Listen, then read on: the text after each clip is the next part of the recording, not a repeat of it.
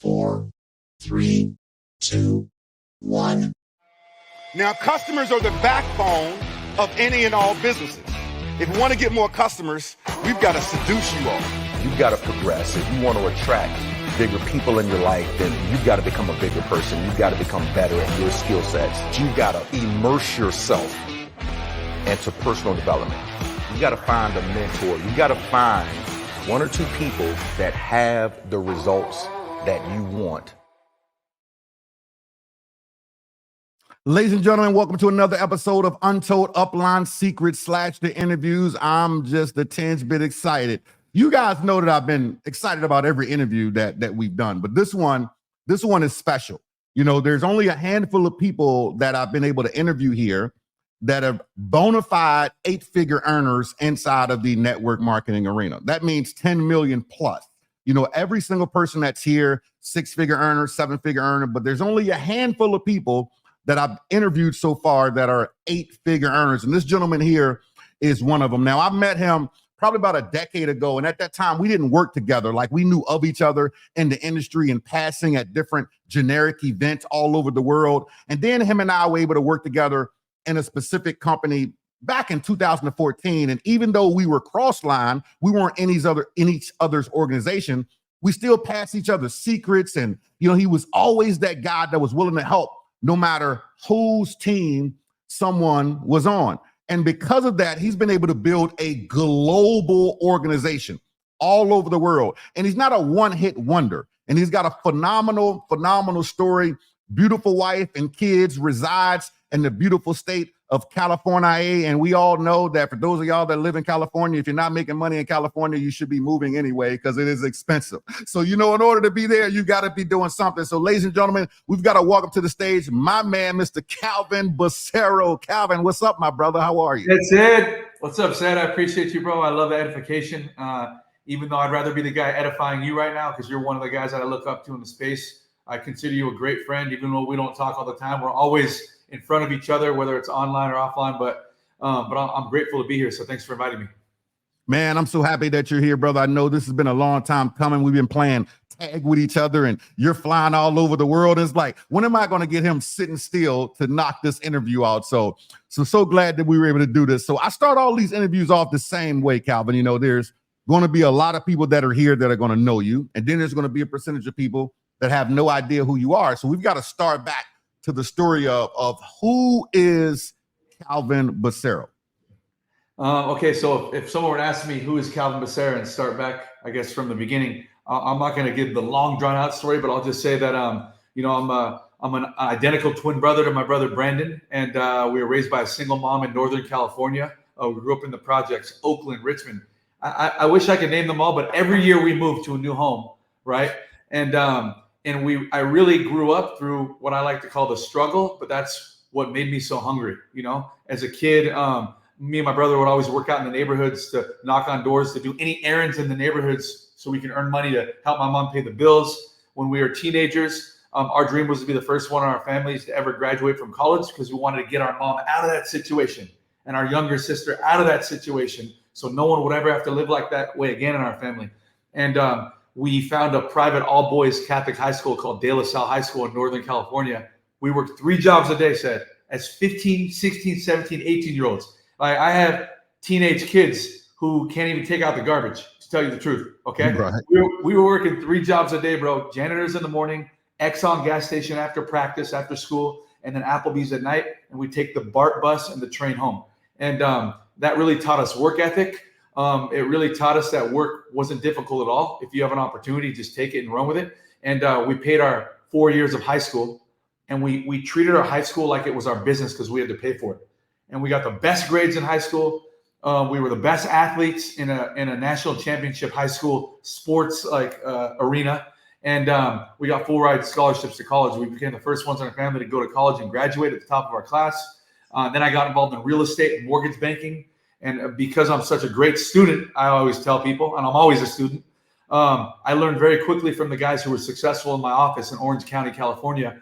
And within a couple of years, I was 23 years old, already a multi-millionaire in real estate, you know, coming from a broke family, you know, to being able to buy my mom a home, help my sister start her beauty salon, and my future was, my mindset was changed from that point on. And in 2008 is when the economy crashed, if you remember, and a neighbor introduced me to network marketing, you know, and the rest is history. So I know we'll go into network marketing now, but that was when I reinvented myself again in a whole new business, which was network marketing, not having any prior experience, but I had something that no one could ever take from me, and that was my work ethic.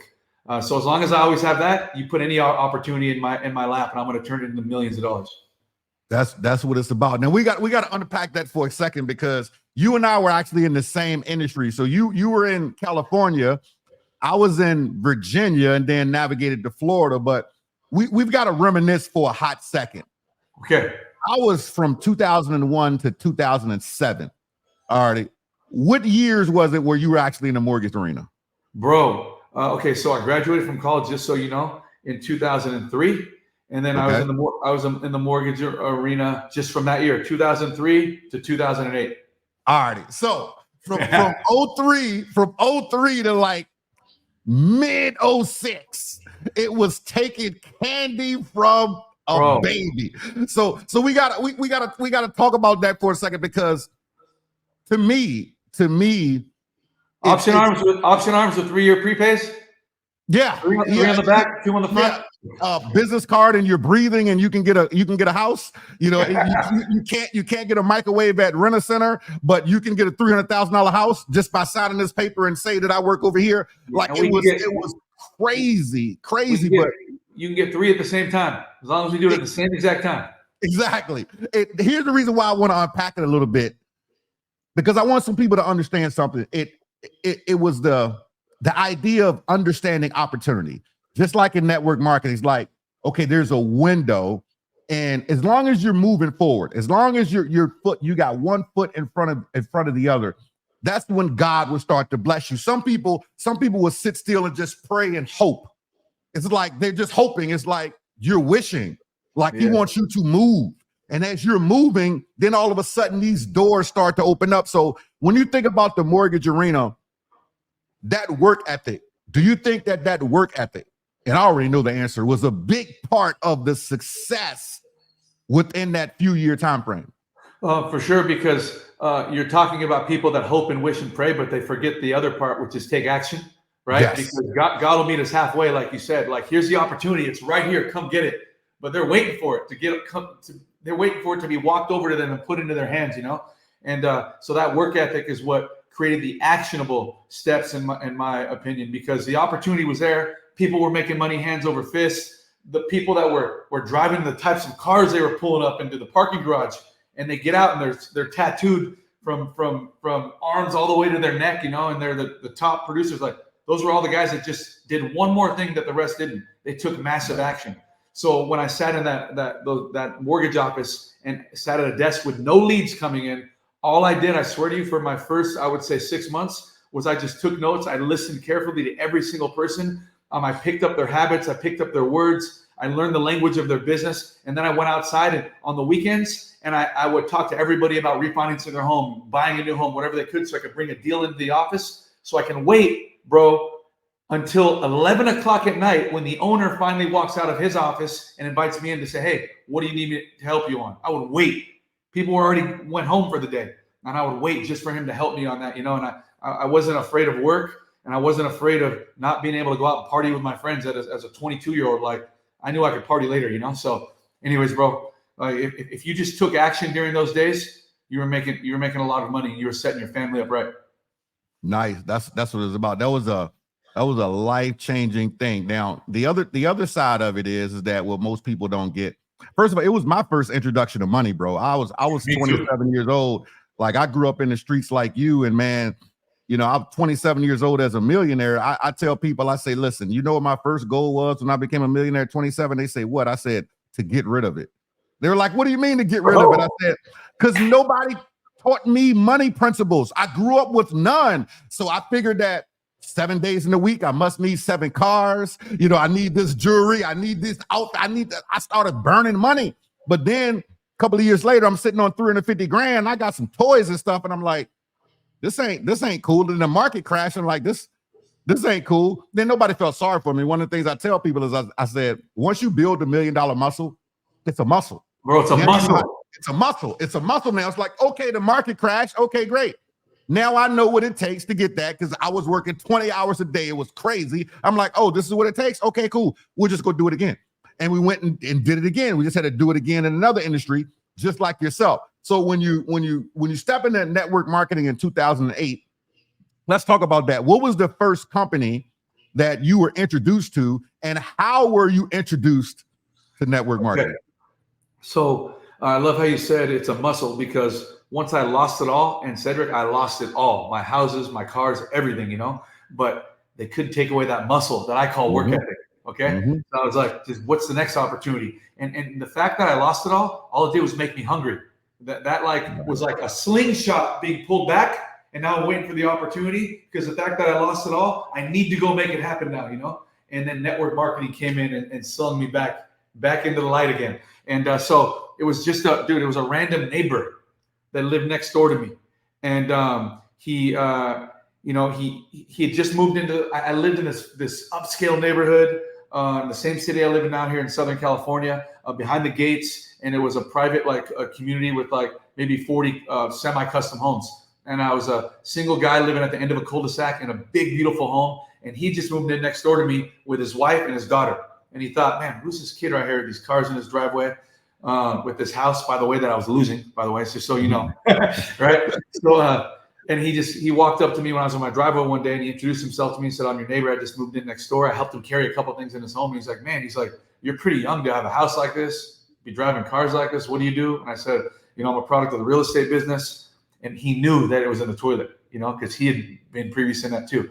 Right. And he said, hey, man, I just started a new business. A friend of mine who I hadn't talked to for years introduced me to this business, and we're getting it started here, in Southern California. We're going to build this thing huge. Like a year from now, literally, I'll be making over $1 million a year. My wife won't have to work again. Like, he shared with me a vision before I knew what it was. So in my head, I'm thinking, shit, I need to know what this guy's doing. He showed me this bottle of juice called Monavi.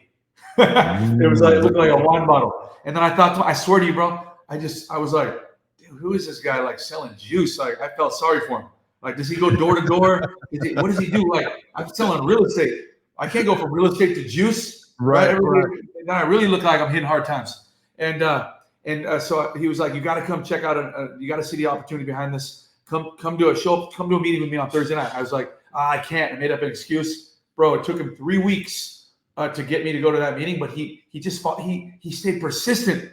That was the key, because he could have gave up on me like most people, right? The persistent people always win eventually.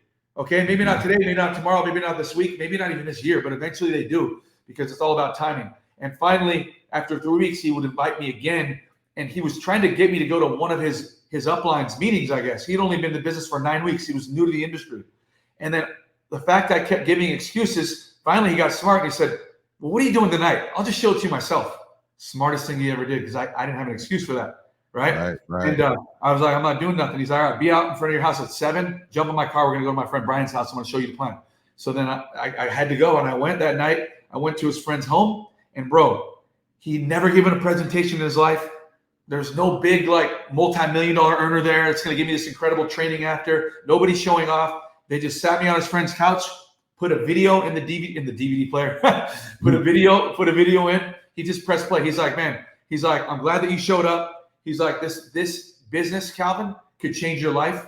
And he said, this video is only 15 minutes, but watch it closely. I want to show you what it was that I've been excited to share with you. And he pressed play in the video, bro, and that was it. No big, crazy presentation to get me in.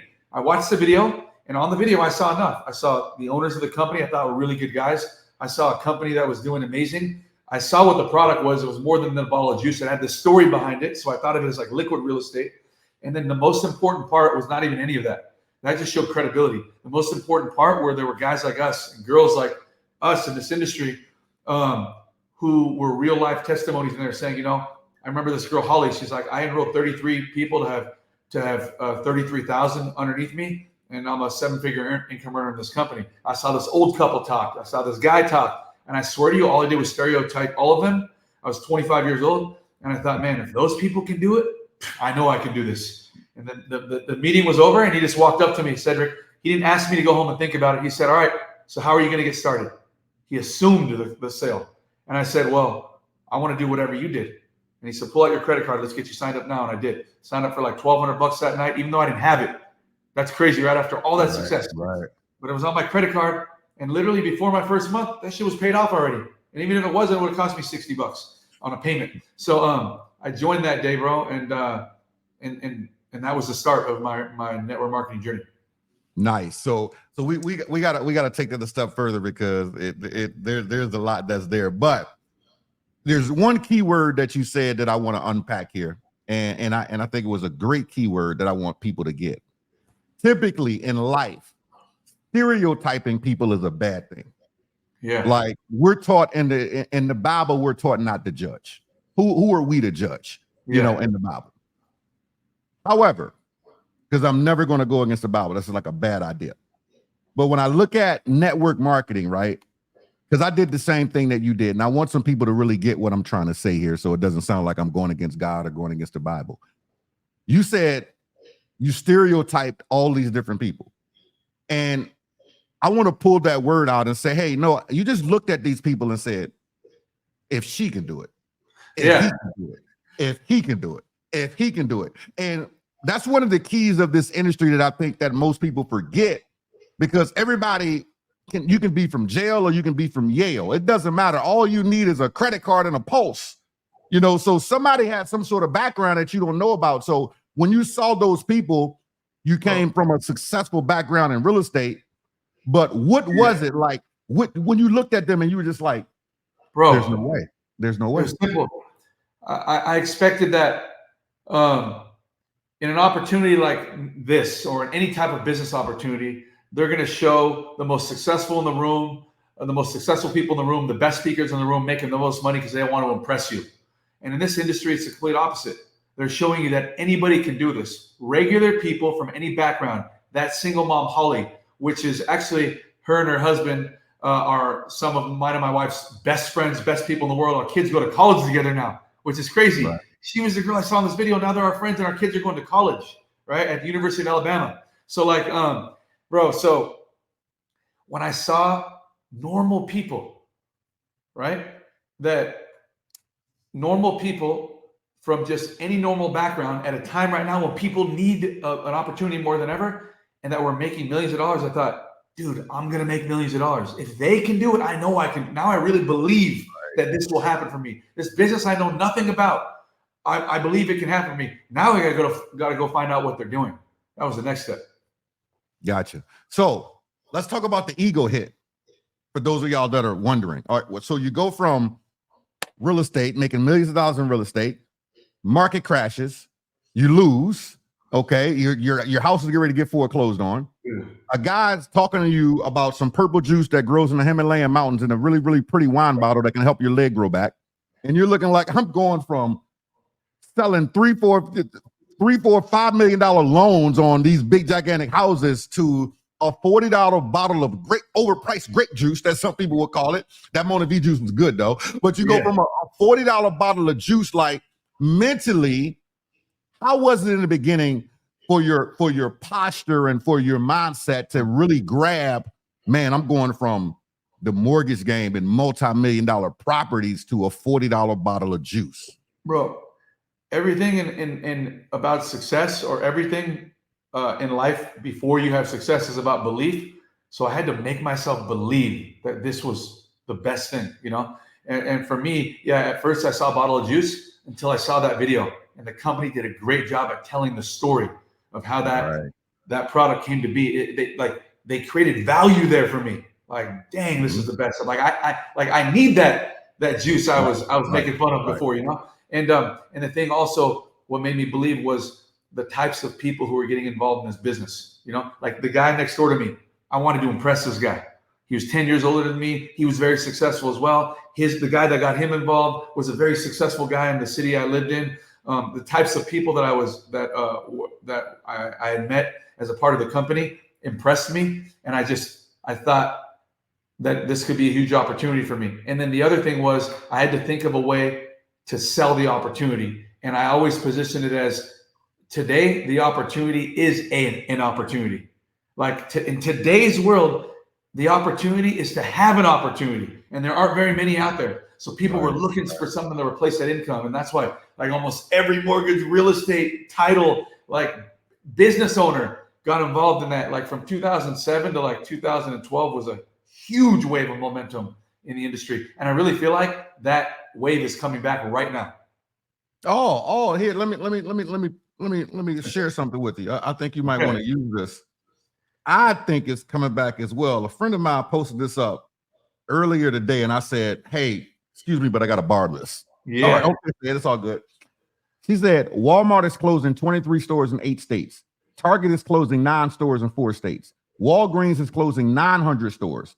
Bed Bath & Beyond is closing its remaining 360 stores. Lowe's has closed 50 stores. Macy's is closing 150 stores. Starbucks has closed 61. Home Depot is closing 15.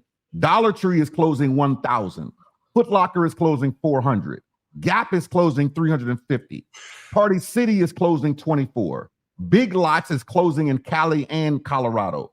Burger King is closing 400. Best Buy is closing 20. Boston Market is closing 27. Kmart is closed. Kmart only has 2 stores left. Sears closed all but 22 stores. Regal Cinemas has closed 429 movie theaters. Kroger grocery chain has closed 413 stores. U.S. Bank is closing 23 branches. Wells Fargo is closing over 60 branches. Capital One is closing 50 branches. Bank of America is closing 20 branches. Wow. If people don't think that there's people looking for opportunity right now, when bread is $50 a loaf, gas is still high, inflation is still eating us up, there's millions of people based upon what I just said that just lost their job or that are going to be losing their job. This is prime time for our industry. Prime time for people to really seize the moment. So I agree with you, brother. I agree with you. Like, it's coming back around, but people got to take it serious. Like, they really got to take it serious. Yep, the market is reset. Like the last I think 13 years or whatever has been the longest like bull market in the stock market over time and all those things. So the reset is now here. It's finally here, and that's a great opportunity for all of us in this space. Absolutely, I agree fully. So you went from mortgages and making money there to now you're selling $40 juice. Yeah. How big? Because you came in with zero experience. Everybody heard him. 2008, couldn't spell MLM. Came in with zero experience in that company. How big of an organization did you build? So that was my first company. So I think I was there for like maybe 8 years. When I joined, it was already 3 years old. So I was in my first 8 months, I became their youngest millionaire in their company.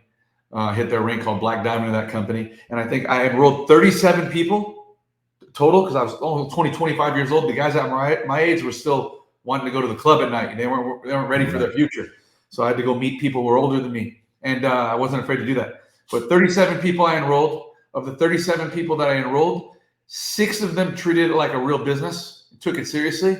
And then from that, my team grew to like over, 7,000 people. And then I became the youngest millionaire in that company. And then over the next 7 or 8 years, my team grew to probably maybe 500,000 people. Wow. From 6 people that took it serious to 7,000 to eventually over 500,000 people, 500,000 people in your organization in multiple countries. How did that feel, bro? Like to look, when you look back at it and you think about it, because 500,000 people, that's a lot of people, Calvin.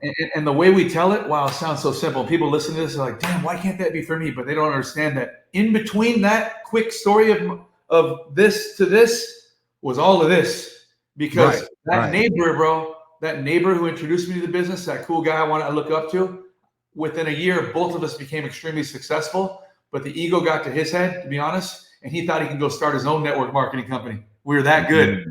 Oh my God, bro. He left. He took my team with him. My income went from 25 grand a week to like $1,250 a week. And I stayed because I met my wife, Shannon, and she's like, God has his hands on this company. He has his hands on you. You can do it again. And I swear it took me, after my first year, it took me 2 years to rebuild what I built in my first 8 months. And then it was like a rocket from there. But it felt incredible. But when I had to rebuild it again, that's what really told me that, like, dude, I'm like I'm meant for this business when I rebuilt it. Anyone can build it once, bro. But when you lose it all to rebuild it again, that's when you prove yourself to yourself.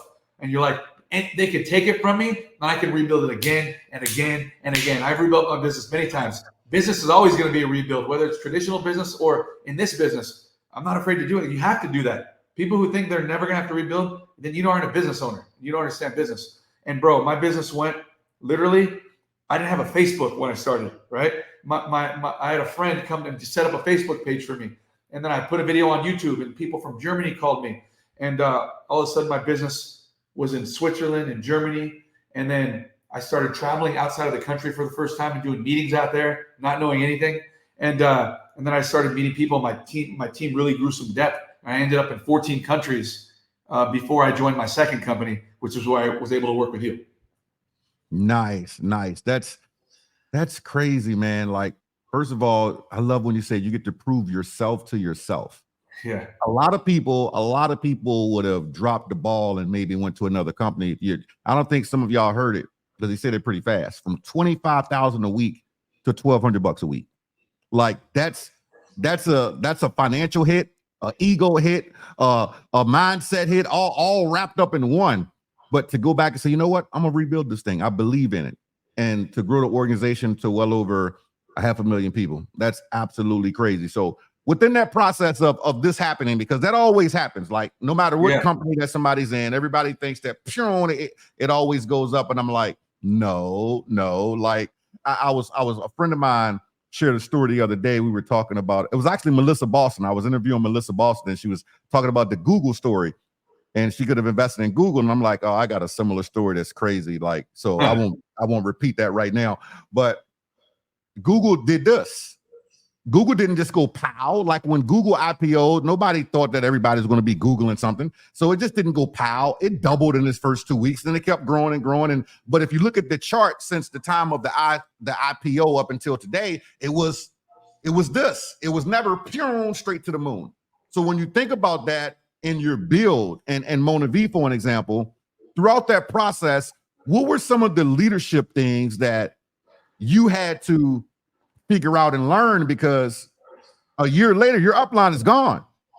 Like I'm assuming you had to figure some things out for yourself. So what were some of the pitfalls that you fell into, and some of the things that you had to learn in order to build an organization that big? Because most people that are looking at this, brother, they're not gonna look back and say, man, I got an organization of 500,000 people. And for those of y'all that are wondering, that's not in a strong leg. You're like, well, no, that's a true build. So what were some of those things that you learned? Oh, bro, that you had to figure out? Because I built both my legs in both the one I built with you in that company and this company. Nothing was ever given to me. I built my right and my left, that same right and left one here, So, the thing when I joined, I went so fast, Cedrick, that my upline was like, damn, I guess I don't got to put anybody down that leg now. We go build this one, right? I didn't understand the business. So, but the things that I learned, number one was don't over leverage someone when you can leverage yourself. I over leveraged this guy because that I looked up to everybody. Like, he's the guy, he's the man, he's the man, he's the man, he's the man. So what happens when the man leaves?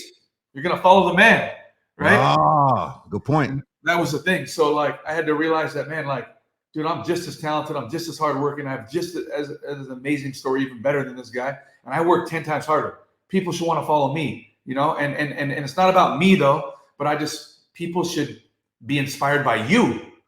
Don't send them somewhere else for inspiration. They should be inspired by you. Your team does what you do. People listen with their eyes, not with their ears. So work so hard in front of them, they only know to work, And so number one was don't over leverage someone else. Leverage yourself. And then number two was don't do everything for everyone. For me, like, I thought I gave the best presentations. I did the best trainings. I did the best one-on-one and three-way calls, that if I do it, everyone's going to join. So I made everybody use me, plug into my calendar, set up your appointments with me, your three-way calls. When you do meetings, let me know when I can be at your house, your house, your house, your house. And that worked, bro. But we all know in this business, the golden rule, it's not about what works, it's about what duplicates. Yep. And even though that worked, the minute I stopped working because I achieved this massive success, and I went on vacation with my wife for 2 weeks, bro, when I was gone, nobody worked because I was gone. Nobody worked. So I realized something along the way. So what I did was for everybody moving forward, because it's kind of hard to retrain the people behind you. Everybody I brought in from that day forward, I always like literally gave them like 30 days of my time, and then I let them free out the nest. I empowered them to do their own presentation, empowered them to do their own three-way calls. Like, if it is to be, it's up to me. And I said, whatever you're doing, your team's going to be doing. And so I realized to get people to see themselves bigger than they see themselves, and to get them working as quickly as possible to develop those skill sets. So that was another thing I learned. And then the final thing I learned was not to depend and not to build a business on a single economy. Like, I can't just build my business in the US. This is an international business, because if I just build it here because of who I know, the minute the economy goes in the toilet, my business is gone. So I want to build a business that's dependent on multiple economies, not a single one. So I started building a business that a mentor taught me that says, build a business that looks like the world. Your business looks like you, Calvin. All these young guys with tons of gel in their hair and whatever it was. I remember how he explained it to me one day. Like, they all look like you. I'm going in this room and all these people look like you, right? And he said, dude, he said, where's the Chinese Americans? Where's the African Americans? Where's the, all the Hispanic Americans? Like, go build a business, go meet people and build a business that looks like the world. And I swear, for 2 years, all I did was do that. I signed up every color, every race, every background, and I had all these people in my home, did big meetings, and my business just spread throughout the world naturally. I had teams in India. I was there in India for 60 days one time. I was in Thailand for like 2 months. I had this business around the world, and now I understood like the power of this business. So those are some of the things that I learned, through that journey, through that process of finding myself and realizing that I'm meant for this business. Nice. Let's unpack that last part, because it actually you led right into what I was getting ready to go into, which was the international side. And I talk a lot about that inside my book, right? And one of the things I talk about, I say that Warren Buffett said that you don't have a business. How would he say? He says that you're not making money until you're making money when you're sleeping. Okay, yeah. That's Warren Buffett coined that. Then I turned around and I coined, you're not making money in network marketing until you can look in your organization and there's people in your organization's names that you can't pronounce. That's when you know something's happening. And I was always this fan of, your business should look like a freaking box of Skittles. It should look like a box of Skittles. If it doesn't look like a box of Skittles, you're in trouble. Yep. Okay, so I'm black. If 100% of the people are in my business are black, I'm trying to build the MLM, Million Man March in MLM. No, I want a collage of people from all walks of life that speak numerous different languages. So let's spend some time on that, because my philosophy is that, right now it's 4:00 Eastern. Okay, you're in Cali, so it's 1:00. It's a different time in Hong Kong. It's a different time in India. It's a different time in, Iraq. It's a different time in France. Yeah. Like, please tell the people why it's so important to have the international business, for number one. You just did it, but I want you to take it down the rabbit hole a little bit deeper. Okay. I want you to lead it into, because I know a lot of their next questions are going to be, okay, how do I do that? How do I get into India? And I'll go there for 60 days if I can build a big business there. How can I do this? So unpack that, and how can people build in some of these other countries? Okay, well, when you think about why would you want an international business, why would you want a business that looks like a box of Skittles, right? Why would you want a business that looks like the world? It's common. First of all, it's just a common sense answer. It's, would you rather get paid 8 hours a day, right? Or 16 hours a day? Would you rather get paid 24 hours a day, right? If you can cover every time zone, literally, when people wake up, there's a whole new pay cycle. The next part of the world wakes up, there's a whole new pay cycle. And when your part of the world wakes up, there's a pay cycle. You want to get paid in one pay cycle or all three hemispheres, right? So, from here to here. So that's really what you have to think about. And literally, it's the truth. When I'm sleeping, there's an enormous organization awake while my family is sleeping that is doing the income generating activities that's bringing in money, Right. Anyway, so there's that. I got my gardener out here right here when he sees me on this podcast right here. It's crazy. Dude, all good. Oh my gosh. Okay, yeah. So but again, when you have a business that looks like the world, you're getting paid every minute of every day. It's crazy. You have a bigger income. That's the reason why. And when you ask the question about, how someone can go about doing that, it definitely is not just go on Instagram and Facebook and go find people in other countries and friend them and bug them. I swear, that's not how I did it, at least. I've never done that in my lifetime. It's literally, you know, there are two different ways that I'll tell you, Cedric. One is document everything. Every time you do a training, every time you do a Zoom, every time you do anything, make sure it's recorded and upload it to your YouTube channel with the name of your company, with network marketing, with direct sales, with affiliate marketing, whatever it is. So that was when people go Google stuff anywhere in the world, you're the first thing that pops up, right? That's what I learned quickly. YouTube is always the first at the beginning of any search. When you Google anything, it's always the YouTube videos, and they're going to find you. Internationally, I get people all the time that just find my videos, and it's anything I can make a video on, anything in my back office, anything on my company, anything with the training, anything with my teammates. It doesn't matter. I'm uploading it to YouTube, and I'm getting people internationally. The other thing is, just as you're living your life, right? Pay attention to the people that you're interacting with, right? Pay attention to the Chinese American, pay attention to the black, the white, the Mexican, whatever it is. Pay attention to everybody. Make friends with people at your kids' schools. If you really have a goal of getting into India, go start eating at Indian restaurants. All right, like it's common sense. Go start eating at Chinese restaurants, Middle Eastern restaurants, whatever it is. Just be more aware of what your goal is and how you can go about doing it locally. They always say build local, think global.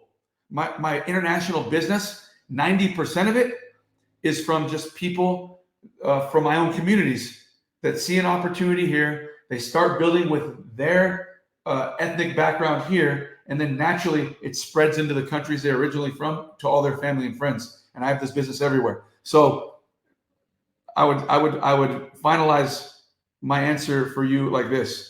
In our last company that we both built together, I had over 2 million people in 151 countries. That's crazy. Okay. Hold on, stop. Yeah. Stop. I want you to say that slower for some people. I want them to really, really digest what you just said. Go ahead, continue. Go ahead. Okay. So after my first company, we were only in 14 countries. Montevideo, we're in 14 countries, so I can only build this as far as they were approved to build it. 14 countries. I maxed it out to $500,000, right? Once that company sold to the next company, I ended up in the company here with Cedric. That team went from 120 countries or 114 countries when I joined, 115, all the way to 53 countries. And from that moment on, my business just started exploding. That second company is where really I built my name. It started just exploding in all these other countries, and my team grew eventually to over 2 million people in 151 different countries. It's crazy, man. I went to Egypt, bro. And I did an event at the Egypt National Coliseum. 35,000 people full for our company, and we did an event there. I was like, this is crazy. You know, so it's crazy when you start filling up stadiums with just your team, and can't even hold the whole team from there. That's how you know this business is powerful. No, man, I remember seeing that, brother. I'm looking at all these because we were traveling together in some of these different places. But I wasn't at those places. I remember different places, Asia, different places like that. But man, to be able to see that and to know I'm like, he's out of Cali doing this is crazy. And I understood the comp plan. Obviously, you understood the comp plan. So we maxed that comp plan. So we're making a lot of money. But you were killing it, man. You were just killing it. So we got to talk about along the way. Okay, along the way, this affords, and you can talk about what you want to talk about and stay away from what you don't want to talk about. Yeah, I don't hide anything. I always tell everything. People need to know. Okay, cool. All right, cool. This type of interview people love that. All right, so this affords a certain lifestyle. This affords a certain lifestyle that, when you make 8 figures, it's like, okay, I like this house over here. I like these cars over here. So I like this investment over here. So talk about some of the smart things that you did as you were making the money. Okay. And as you're still making the money. But I want you to also talk about some of the dumb things. Good. Because that's a part that I think that people need to get, because I share my dumb things all the time. I'm like, I'm just going to be transparent. Yeah, I did this. Yeah, I did that. And like when I said I had 7 cars, I'm like, I thought that was freaking stupid. Like what? Like my first house, I got a swimming pool on the inside of the house, like it was an indoor swimming pool on the inside. Who needs an indoor swimming pool? It was dope though. It was crazy to be able to say, you know, to watch Scarface when you can see your kids playing in the kitchen and you got a cigar in your mouth looking at a flat screen watching Scarface with a swimming pool on the inside of the house. That was retarded. But in hindsight, I'm looking back like I burned money on this. I burned money on that. Maybe I shouldn't have sold that house. Oh, I should have kept that house. Oh, this, blah, blah, blah. So let's break down some of those things. Cool. So at the beginning of my business, while I'm making all that money, just so you know, for those of you that want to build a big business, just understand and just compare it to any other business you're going to build outside of this business, any traditional business. Okay. When you make money, you don't just keep money. You got to put it back into your business. You got to reinvest it again and again and again and watch it grow bigger and bigger and bigger. And the bigger you want to scale it, the more you're going to have to put back into it. If you want to stay small, then you're going to stay small, you know? But in this business, we have big dreams, you know, and you can do big things.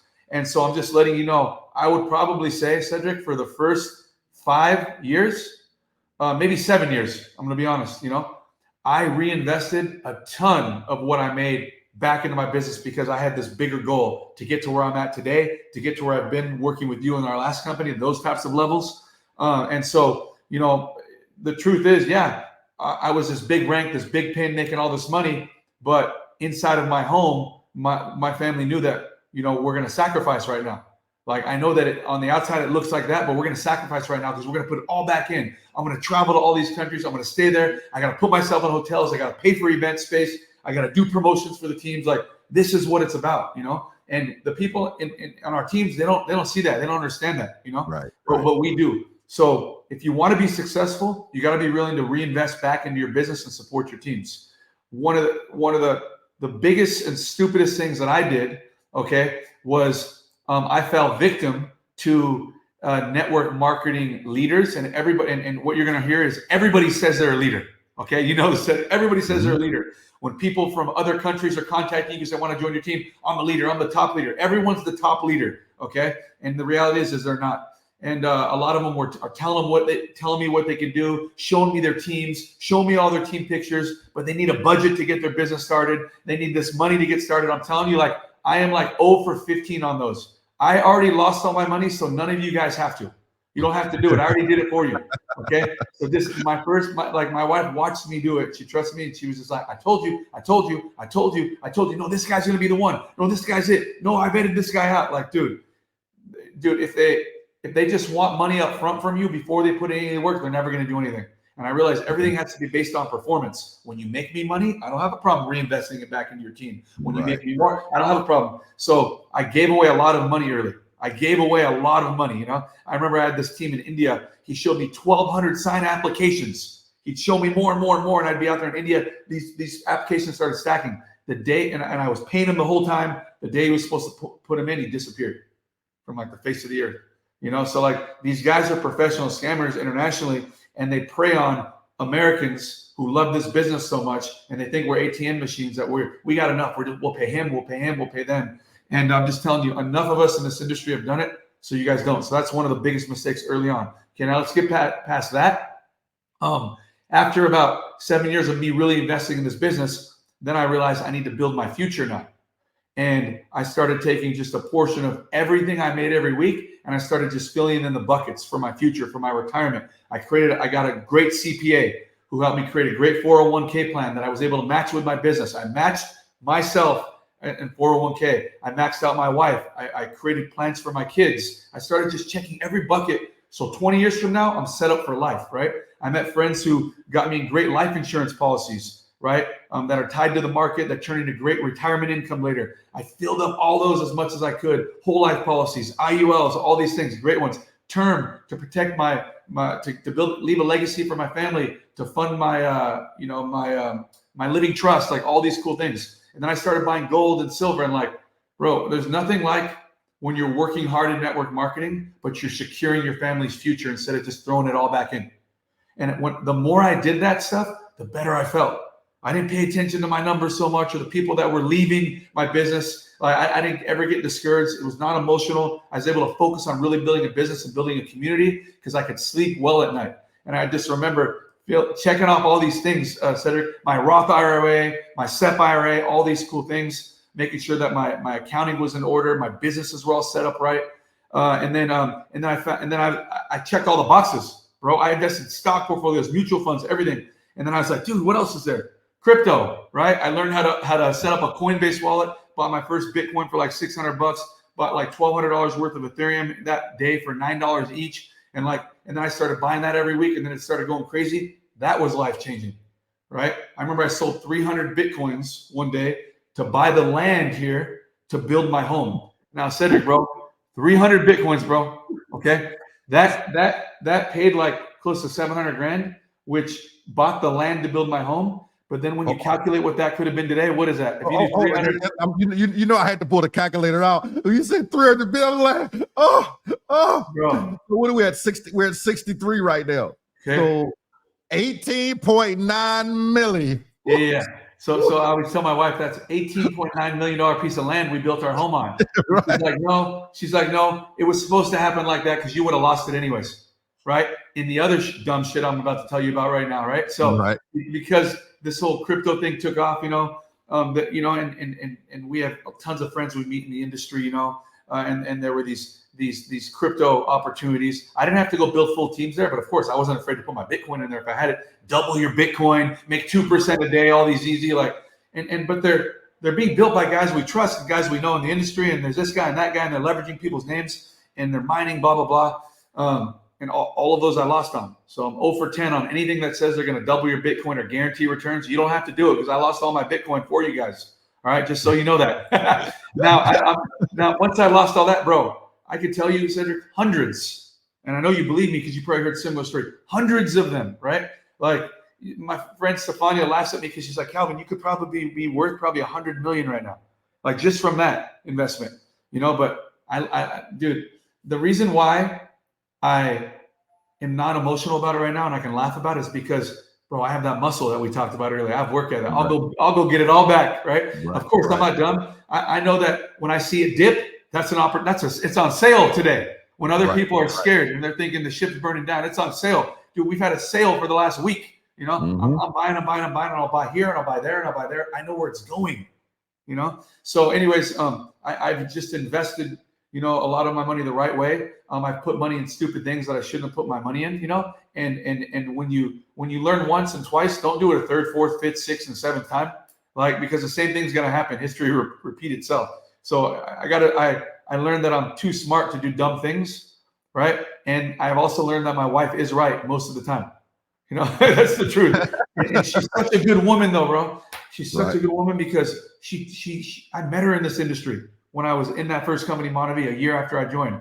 I met her when I was this black diamond millionaire making $1,250 a week, and she didn't care. She's like, no, you're not following anybody. You're staying here and rebuilding it. Like, that's how you know you got a good woman, And she's always been right about everything. And but she still trusts whatever my decision because she knows that I'm gonna learn from it and I'm just gonna get stronger. She always says, I feel like she trusts me too much. I always hear her over talking to people saying, it doesn't matter what happens with Calvin because I know he can rebuild anything. It's cool to hear my wife say something like that, and that's what this industry really gave me. So yeah, when you make a lot of money, you're gonna make more money. Your money's gonna make you money, but you're also gonna lose money because you're a magnet to all these opportunities and people that you trust.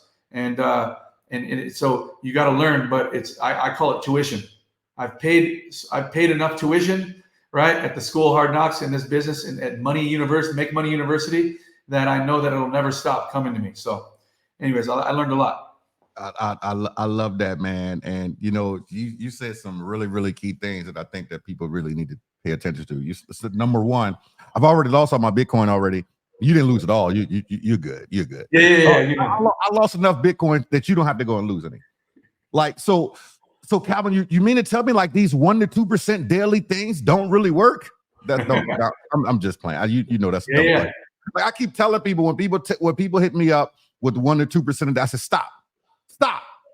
It's not a Ponzi. Yes, it is. Yeah. But you know what's worse about it? Here's what's worse. What's worse is when people know it and they say, well, we're early said, so we'll take a 30, 60, 90-day run. I mean, and I'm like, Are you serious? That means that somebody else is going to lose. No, man. Like, I got to sleep at night. And most people don't care anymore. And it's so unfortunate. I love the other part that you use multiple vehicles. So when I've got an insurance license. So when you said, we start talking about insurance. Same here. I just got mine like a couple months ago, just because I can write my own policies, bro. There you go. I got my insurance license like 4 or 5 years ago. Had to jump through some hoops because of my background, but I got it. Yeah. I tell people, I'm like, man, you gotta look and say, man, insurance, gold, silver, real estate, crypto. You have to have diversity inside of the portfolio. It's kind of like, I love gold and silver, but I don't have my 100% of my portfolio in gold and silver. I love it, but I don't have 100% of it. I've got a nice portion, then insurance and crypto and real estate, just like you said, because as you start to make the money, you've got to make it work for you. But the other thing that I wanted to say is this as well. And let me know if you agree with this. It comes to a point, right, that it's like, so yeah, I'll use you as an example. And then I'll bounce off of me at the same time. Okay. You have a very, very large home. It is beautiful. Your home is freaking beautiful, man. So congrats on it. I remember when you were building it, and that land that you got is freaking ridiculous. It's just ridiculous. So congrats on that. On the same token, you're not the dude that flaunts that type stuff. Yeah. You're not flaunting it. A friend of mine came to my home about a year or so ago, and he was like, dude, you got to really you need to start doing more videos over here and this, that, and blah, blah, blah. And I'm like, nah, I'm good.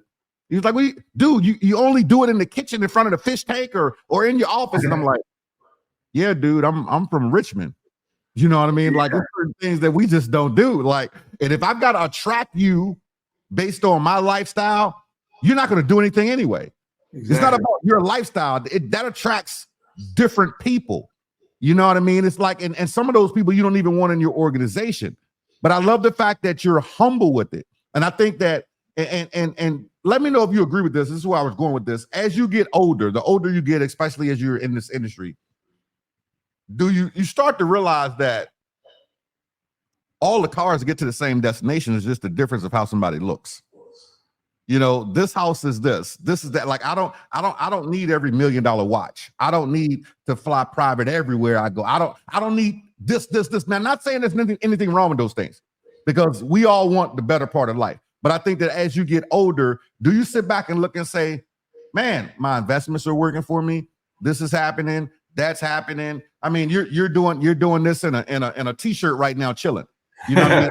I've never seen you at any events, as long as I've known you, being this crazy, flashy dude. Like, why is that so important in your life? Bro, I just think you just have to look at where like guys like us come from.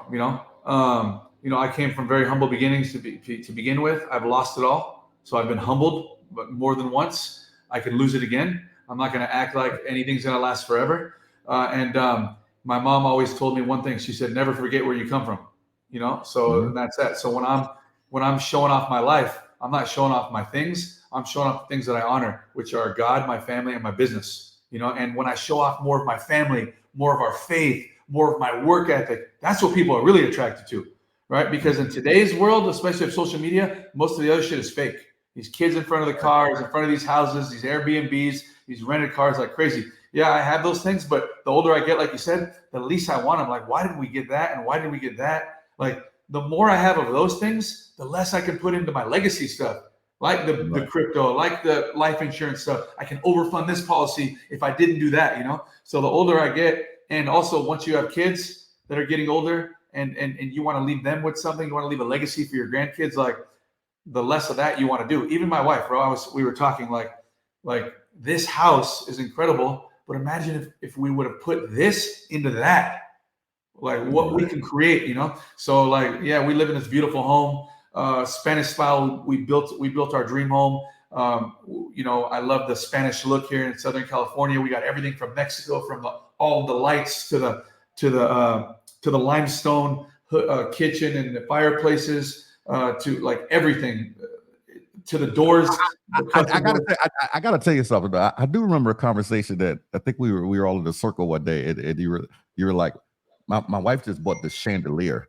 And and I remember you saying what it was. I was like, what? Yeah. Crazy. Because that house is, man, that is one sexy house that you built there, dude. It's I love it. And when our team comes, they get inspired by it, but I let them know that I didn't build it overnight. I didn't build it year 1, year 5, year 10. Like I literally built that house at year 15, right? So it's not a race. Like literally you're going to have it, but in order to have this, you got to be able to put what you make back in so you can get this one day, But the reality is that, cool, now we've had it, we've lived in it, now what? Like when you get a car and after a few months, you're like, dude, like I'm already bored of it, So my wife's like, dude, let's list the house. Let's go downsize, live by the beach, get a condo, get something because now our kids are going to college and stuff. She's saying that now? Yeah, she's saying that. And so, after how many years? What, 2 years, 3 years? Dude, yeah, and that's crazy, right? I'm like, I built this dream home for you. But like now we're thinking like, we know that there's an asset class, at least while we're living right now, that's better than any asset class ever in history, right? Which we've mentioned a few times already, And I want to take like the majority, even half, and put into that and watch that thing 10x by 2030. Right. Like because we know where it's going. We've done enough research. We've been in this thing since 2015, So but then also I want to take the other half and go buy income producing properties. Like Robert Kiyosaki says, the house you live in, like you should be renting that one, and anything you own should be out there producing income. So I really want to take what I've learned, but we've enjoyed this. We had it. Our kids have grown up in it. But like, man, like I want to really leave a legacy for my family, Like I'm not going to give them anything, but I want to have something for my last name going into the future, So. No, I love that. And that's smart. That's smart. And you're right. It's something about, I've learned that when you chase things, you're never fulfilled. Yeah. Like because there's always more. There's always more, dude. It never stops. It's I think J. Cole said it's like there's always going to be a bigger house that you want. There's always going to be a better girl. There's always going to be a better car. There's always going to be a better something. Like love what you have. And I think that's when you're grateful for what you have, that's when God can say, okay, I can bless you with more because you're grateful for the little things that you do have. And it's just like you said, sometimes you get these toys. Dude, I haven't been jet skiing. I walked down to the lake today. I've got 2 jet skis that are 2017, 2018 jet skis, and each of them have 40 hours each on them. 40 hours. Bro. They're brand stinking new. I've ridden them in 2 years. They're sitting there, and I'm like, I might as well sell these now. Flip side of it is that the lake is so low that we can't get out anymore. Okay. That makes it bad. And then when you live in Florida, you really don't go to the ocean. Like I'll just go to the ocean. I'm like, people that live in Florida is kind of like people that live in Miami. They don't go to South Beach. People that don't live in Florida. You're right. Here, the beach even here is right over this little hill right here, and we aren't going there. Like you don't go there. It's like, what's the purpose? So you kind of look at some toys sometimes, and you're like, that's just sitting there rotting. It's doing and when you don't use some of these toys, they go bad. I got a boat, same way. Haven't ridden it in 2 years. Like a boat shouldn't sit for 2 years. Jet skis shouldn't sit for 2 years. Like you gotta run them because you're gonna mess them up. When we were in that previous company that you and I were in, I remember I bought my first Bentley. I was so excited. Bought this Bentley. I remember that. Man, I was inspired. I was so happy about the Bentley. Then I wasn't driving it that much. And then my mechanic said, I never forget this. I'm at the bank, deposited one of them big silly checks from that company. And the car wouldn't start. It wouldn't start, Calvin.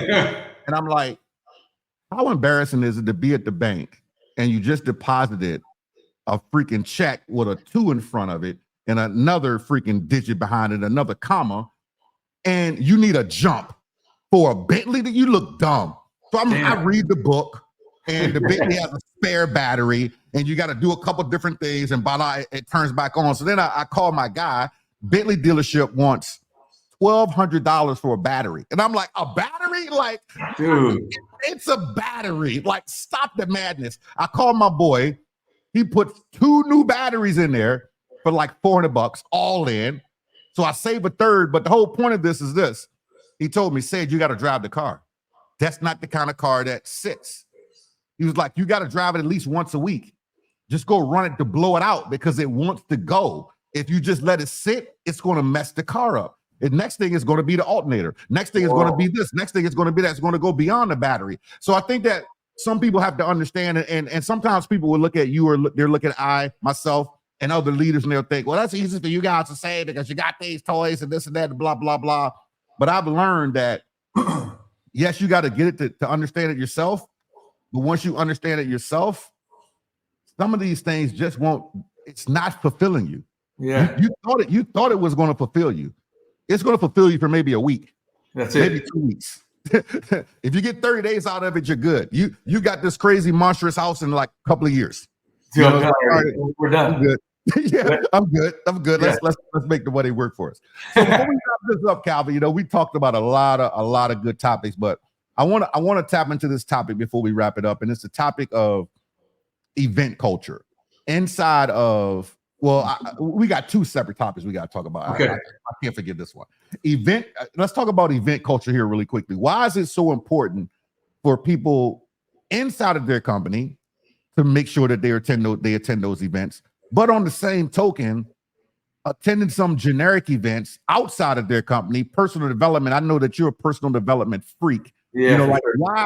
Why is it important to have the best of both worlds instead of just catering 100% just to your company? Okay, so first of all, events are important because those are the cornerstones of this business that I've identified, where people really make the real decisions for themselves regarding this business, right? When they're jumping on a Zoom call and they sign up that night, cool, they join that night, but so I always tell people that there's always two dates in a network marketer's career. There's a join date and there's a start date. Everybody joins, but not everybody starts. Everybody joins, but not everybody starts. Where does somebody get started? They get started at an event. It's where they see someone speaking directly to them, and that person speaking doesn't even know they're talking to that person. It's where they hear something where they're like, I'm taking this serious now, or it's where they decide that, like, I deserve to be up there with these people, or they do what I did that first day when I saw that video and I thought, man, if she can do it, I can do it. If he can do it, I can do it. He's just like me. She's just like me. Or I've done way more than these people in my life. Like, I need to be there. There's no excuses anymore. It's where the real decisions are made. It's where my first decision was made in this industry at 25 years old, when I saw the CEO on stage at my first event that I didn't invite anybody to. Only one person came with me because I picked him up. I didn't promote it because I thought everyone's going to be there. They all get the emails, right? And I showed up there with my guy, no one else from my team. And the CEO was sharing his 20-year vision, being a $20 billion company. And I thought, man, I'm going to be the guy that helps them get there. And I decided that day that I was going to be a black diamond, and within 4 months, I became the youngest millionaire in that company, 4 months after my first 4 months. So 8 months later. But really, that guy sitting next to me was a nobody on my team. I looked over at him like day 2, and he had this big, long list of all the contacts he was going to talk to when he got home. It's like a fire lit under this guy that wasn't lit for 4 months since he's been on my team. And we both came back to the next event, the two biggest leaders on our team, right? So events are where people actually get started from, right? People join at the meeting, in the home, at that local event, but they get started out of that big event, right? And that's really also, events are important because that's where you personally get to identify the people that you need to spend your time with moving forward, right? Because everybody's going to want your time. Everybody's going to call you. You're going to get this guilty feeling in you because you didn't call her back or him back, or because you can't help him, or you're not doing her three-way call, or going to helping him with his meeting. But the reality is that you need to work with people who deserve your attention, not with the people that need your attention. Don't work with the needy. Work with people that deserve it. Who are the people that deserve your attention? They're the people that are taking action. They're the people that are enrolling. They're people that are showing up. So when I go to an event, from that event moving forward, I'm looking at the people there. I'm doing my own inner team meetings at that event. Those are the only people I'm working with over the next 90 days to the next event. So it helps you identify the people to keep working with. And then you asked me a question right now, and you said, why is it important to attend outside of your company events, industry events, personal development events? It's because you need to always remind your team and yourself that you're always a student. There's always room for growth, right? If you're not growing, you're dying. And really, the most important part of your network marketing career in attracting people and always enrolling new leaders of every age group, even backwards, the kids that are younger, okay, is that you need to stay relevant. You need to be relevant. Right. You can't be a has-been. You can't be the old story. You can't be the once upon a time. You can't be talking about, you can't be training from a position of when I first got started. No, when I'm training, it's over the last year. Over the last 90 days, this is what's been working for me. What's relevant? What are the new things you've learned? What's the new technology that's helping people build their businesses? Because everybody that's successful today, really making a name in this industry, is not doing what we did in 2008. Okay, it's completely different now, right?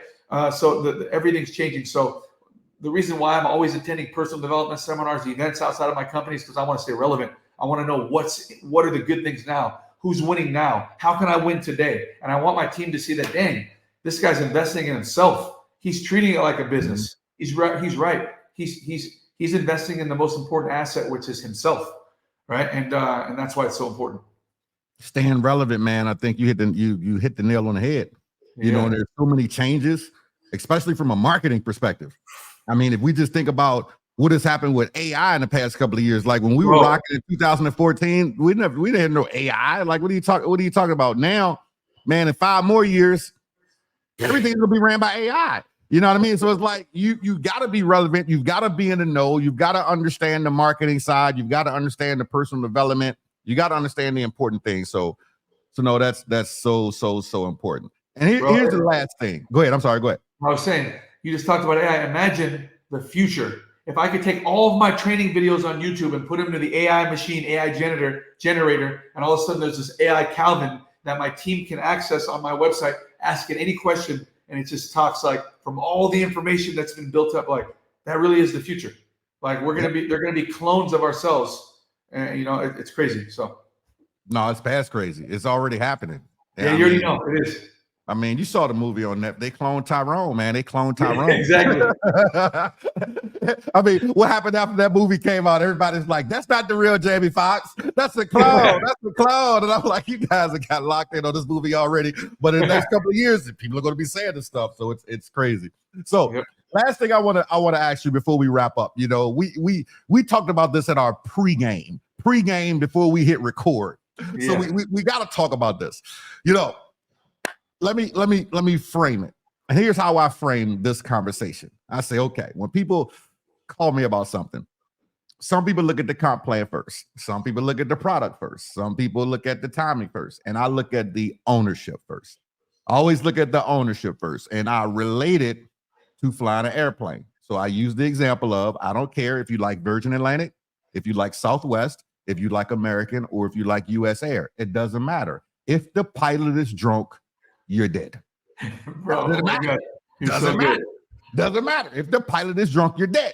So we've got all these drunk pilots, or we got all these smart people, kind of like your upline that left, that think, okay, I'm smart now. Let me go start it. Not realizing millions of dollars, compliance, this, that, blah, blah, blah. It's not as easy as it looks. Like you should have just. Yeah, they bankrupted in 7 months. That company, they bankrupted in 7 months. So bankrupted in 7 months, and could have just kept building a business with you. And you were in his organization, so he would have had over 500,000 people in his organization. Greed gets people every time. So when you look at this game, why is it so important? Because I know since I've known you, you've only been in 3 companies. Yeah, you only been in 3 companies your whole career. So like, why is it so important for people to pay attention to the ownership when they're looking at what they're joining?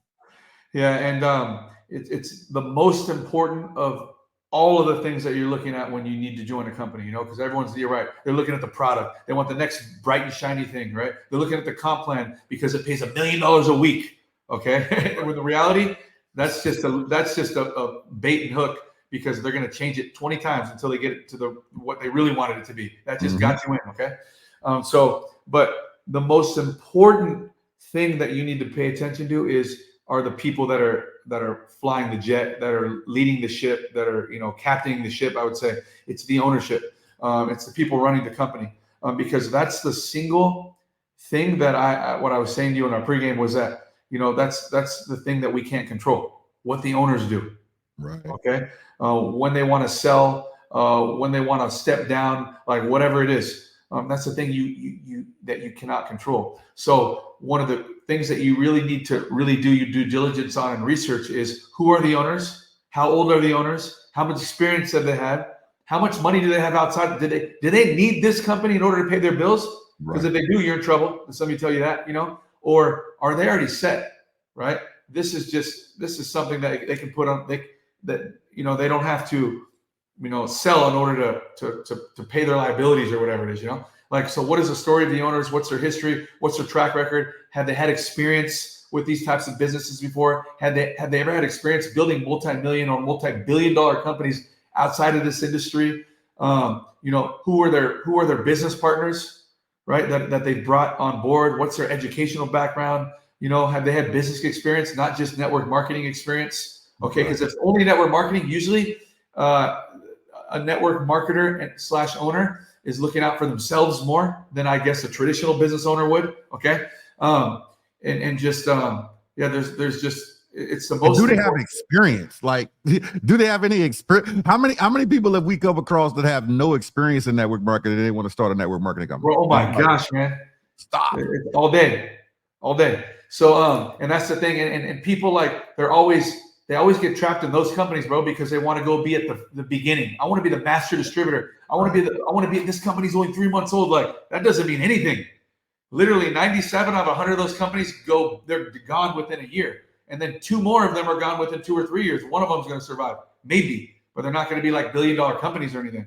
So it's like, the ownership, people running the company, I would say is the most important. Like, you want to make sure that they are well experienced, that they are well funded, that they have maybe other businesses or other assets that really have created a legacy for them and their families. It's not this company. This company they're just doing a service. Like, they're giving back. They want to see people succeed. They want to watch people win. They want to be a part of someone else's story now.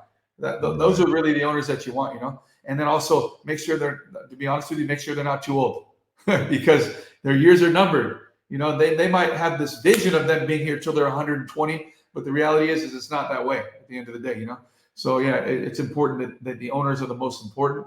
And, eventually they're going to be businesses that have no owners, right? Because we live in a world of decentralization. So wait till that happens. That's going to be crazy. That's the future as well, bro. That and I can't wait. It's a beautiful thing, and it is so you're speaking from experience, man, because you had to go through this. You're not speaking from this is what I think. Like, I know what happened. Like, I watched it because I billion-dollar companies. I had to be there with you. Say it again. Selling because they had to, because of their health, and then just people without any prior experience. They have a lot of money, but no experience. They don't know how to run a company at all. Money doesn't mean anything, right? Yeah, it takes money to run these things, so it gets network marketers excited. They got money. We can do this thing. But if they don't know how to run it, you're right. They're gonna run it in the ground, right back into the earth.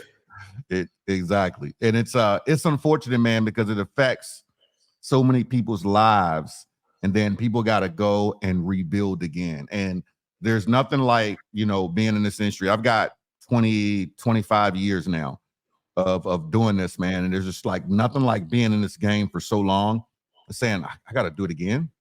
And it's cool that you still have some residual checks coming from different places and blah blah blah, but that reality of, man, oh dude, and then and you just zone in on owners, you just dissect them to a T. It's like, seriously, yeah, because dude, I'm 43 now. I'm not that 25-year-old kid anymore, but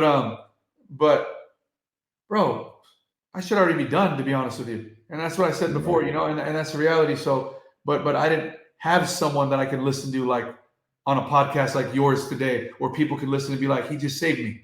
Like, I'm just being honest with you. Like, we're helping you guys here. And, but like, fortunately for me, I was smart enough to fill those buckets, check those things off for your future. Like, everything can be taken from me today. I'm fine. Right. Well, so I set myself out, but most people, it isn't the case. Like, I'm building again because I love this industry, but I shouldn't have to. I should be living off of all that time I already put in on company number 1, bro. So pay attention to who the owners are, because you'll save yourself a lot of time and stress. No, you're right, man. And listen, I hope people really, really get the value of everything that you've said. The reality of it is that, there's about 40 plus of these interviews, but there's only a handful of people that are 8-figure earners in this game.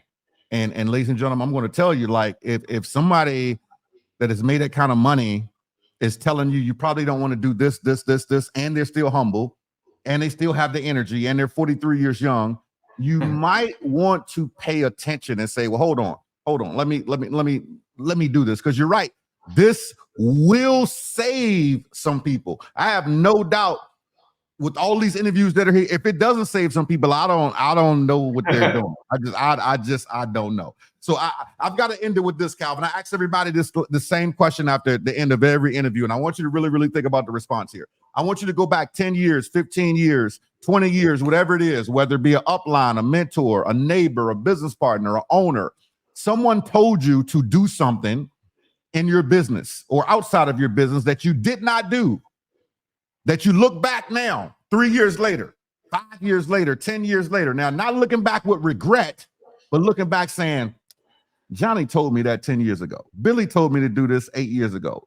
John told me to do this 15 years ago, and I didn't listen. And man, if you could think about one or two of those things, because you already set this up, talk about saving people. I think that every one of these interviews, this last 2 minutes of every interview is golden because the responses have been crazy. What can you put your hands on one or two things that you ignored in the industry or even outside of it, just from business principles that you wish you would have paid attention to? Man,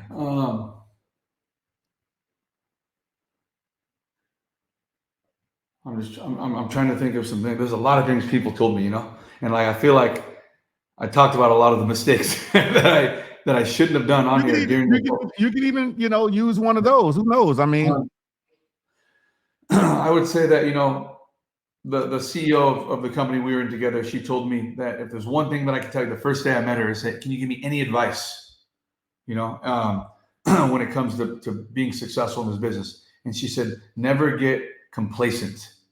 That's what she told me. Never get complacent, never get too comfortable, And there are a few times in my career where I got comfortable and just rested on my laurels, I took my eye off the prize and I lost a lot of business because of it. I lost a lot of leaders because of it. I should have just stayed focused. And I got complacent. Like I thought I acted as if, I already got this team, and this team. I don't got to do anything anymore, And I literally, there was probably, I would call them the dark years of my business, like the dark ages where nothing really happened. And I would say there's probably 3 or 4 years within the last almost 20 where I was complacent and just rested on my laurels. I took benefit in what I had in my business at that point. Like I didn't continue doing the things that got me to that point. Like I stopped working in front of my team for, I would say, those number of years, And I've had big leaders that say to me and told me, I remember those years you weren't doing anything, And there weren't a lot of them, but there were. And I kind of just was in relaxed mode. And what I realized was that when I'm relaxed, everyone else is relaxed. Like right. People do what you do. So if you can anything that you can identify in your organization that you're lacking or that you need improvement on, all you need to do in order to fix it is go do those things yourself. Like you go make those numbers jump higher. You go start recruiting more people, right? You go get people who are giving more presentations or showing, but like the things, when I wanted to see things in my business improve, I would go improve on them myself. I would go focus on that side of my business. And then I would see my team follow through with it. Okay, this is what this, and they'd start doing it. My numbers would improve. So her words spoke loudly to me that day, because I realized that was my problem before I had met her, was that anytime I got complacent, nothing grew anymore. Nothing grew. It would have momentum, but eventually it would just slow down to a stop. And if I kept the pedal to the metal and I kept doing the things that I needed to see improving my group, it would never stop. So that would be one thing. Never get complacent. And then the other thing would be never, man, this is like a chapter of a book in network marketing, but I would say never pay anybody to join your team, to be honest with you. Like, of course, there's differences when you have like a performance-based bonus, because they're bringing an entire organization, they're sacrificing here, and they're going to walk away from something to come here to build with you. So, but if they are who they say they are, and they really can perform and produce, income will be coming into the business that you can then go pay them by. But when they ask you for money up front, it's always usually a recipe for disaster, and you're throwing your money in the garbage. You might as well set it on fire, right? And again, I've probably done that 10 to 12 times in my career, even though I shouldn't have done it after the first time, the second time, the third time, the fourth time, after my wife told me again and again and again, it's not going to work, because I'm literally 0 for 12 on that. And when it's based on performance, you're better off. But even still at that point, most people don't do anything. Like me, Cedrick, I'm a guy who's never asked for anything, never asked for a deal, never walked into a company and said, oh, I want this infinity leg that they're going to give me when I walk in because it's a binary. Like, dude, I built my right and my left. Dude, the company I'm in right now, Cedrick, I let my downline become my upline. Okay? Because everybody always thinks, oh, he's where he is because of us all these years. Okay, let's flip it then. Put me down, right? And then because I wanted to prove to them that I can rebuild it again and again and again by myself. And in 90 days, I did it here at my third company again, So anyways, again, so those would be the two things that I would say that you need to really pay attention to. Man, I love that. And that complacency thing is so real, because I think that as we build big businesses, we can put something on cruise control because we got leaders. Yeah. And I always tell people that you're one leader away from rebuilding your check. You're just one leader away. You don't know what's going through that person's head. Everybody's in a volunteer army. They could get seduced to another company. Something could happen. They could just lose their vigor for it, whatever the case may be. And now you got to go and rebuild it. So you got to constantly be building. I remember, I forgot what comedian it was. And he wasn't cracking any jokes at this point. It was a guy that was asking him about, relationships. He was single at the time. I was asking him about relationships. And he was like, a friend of mine told me to make a list of everything that I want in a woman. And I started writing down all these things. I want her to be like this, and I want her to be like this, and I want her to be like that, and blah, blah, blah, blah, blah. And then he said, he looked at the list and he said, now go be the list. Now go be the list. You want all those things? Now go be the list. Because how are you going to attract that the way you are? Yeah. Like we look and say, we want this $50,000 a month. We want this $100,000 a month. Okay, go be that person that's a $50,000 a month earner. That's a $100,000 a month earner. Would that person get complacent? Would that person slow down? Would that person chill out? And I think all of us, I've been through it as well, bro. I mean, I think we all, as over time, it could kick in. But I think that when we get reminded, especially when we have talent, and there's certain God-given abilities that are given to you, it is a slap in God's face to not use the talents that he's given you that you do naturally. Exactly. When some people just can't, it's a slap in his face, because then it's like, hey man, I gave you the ability to do that. Like I gave you the ability to do that. Everybody can't do that. It's kind of like speaking on a stage. Like people would rather somebody deliver a freaking eulogy at their funeral than speak in front of a crowd of people. Public speaking, no. Some of us, we do it naturally. It's like, it's a natural thing. It's like, ooh, the more, the merrier. I remember being with you in Singapore, and I'm like, I visioned this. I'm like, I'm going to speak in front of 20,000 people one day. And I wrote it down and I visioned it. And man, we were in Singapore. There was 25,000 people, and it's being freaking translated. And I got an hour on stage, and I'm sweating like a mad Russian. And this is crazy. You know what I mean? But it was no PowerPoint. There was no PowerPoint. It was go do your thing. Yeah. And it was just, it was natural. And when you don't take those natural abilities, like I said, God just says, you know what? I'll just script you of it then. I'll just script you of it. So yeah. I hope you guys really, really picked up everything that Calvin said here. Calvin, I'm so humbled and glad that you gave us an hour and a half of your time, man. I know it's extremely valuable, and I hope some people, in the words of my sister Kendra Phipps, took some copious notes. Ladies and gentlemen, if you didn't, go back and rewind this over and over and over and listen to this interview, because Calvin dropped some nuggets on it. So, brother, I appreciate you. Thank you so much, man. And we wish you continued success in your new venture right now. And we know you're already crushing it, because you always crush it. We talked about it at pregame. So just keep it up, brother. Keep doing your thing, man. And I can't wait to see you here soon. Thanks, Dad. Appreciate you, brother. See you. All right. Thanks, brother.